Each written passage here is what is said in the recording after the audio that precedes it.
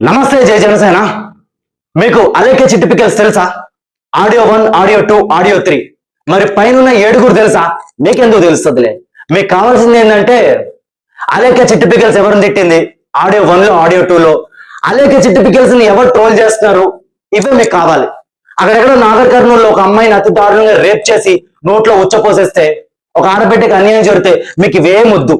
మీకు సోషల్ మీడియాలో కావాల్సింది ఏంటంటే ఎవరు ట్రోల్ చేస్తున్నారు, ఎవరు గుడ్డలిప్పుకుని ఎక్స్పోజింగ్ చేస్తున్నారు, ఎవరు ఇది చేస్తున్నారు, మీకు ఇవే కావాలి. కానీ ఒక ఆడబిడ్డకి అన్యం పుణ్యం తెలియని ఒక ఆడబిడ్డకి అన్యాయం జరిగితే మీరెవరు ముంగడికి రారు. కానీ మేము వస్తాం, జన సైనికులు మేము వస్తాం, పౌరులుగా మేముంటాం, అన్నదమ్ములుగా అండగా మేముంటాం. ఈ పైన లుచ్చానా కొడుకులు కనిపిస్తున్నారు కదా, ఈ 7 లుచ్చానా కొడుకులు.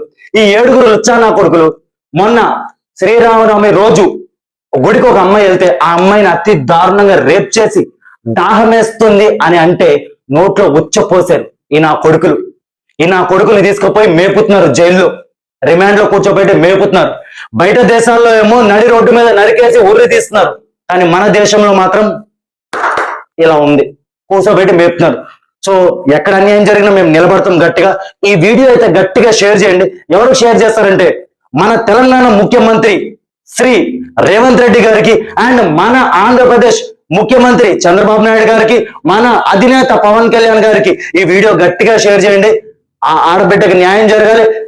ఇప్పటికైనా మారండ్రా బాబు. ఈ లుచ్చానా కొడుకులు ఫస్ట్ కఠినంగా శిక్ష పడాలి. ఈ లుచ్చానా కొడుకుల్ని ఎన్కౌంటర్ చేయాలి. ఎన్కౌంటర్ చేయాలంటే మన సజ్జనా సార్ రావాలి. సజ్జనా సార్కి గట్టిగా షేర్ చేయండి వీడియో. జై హింద్.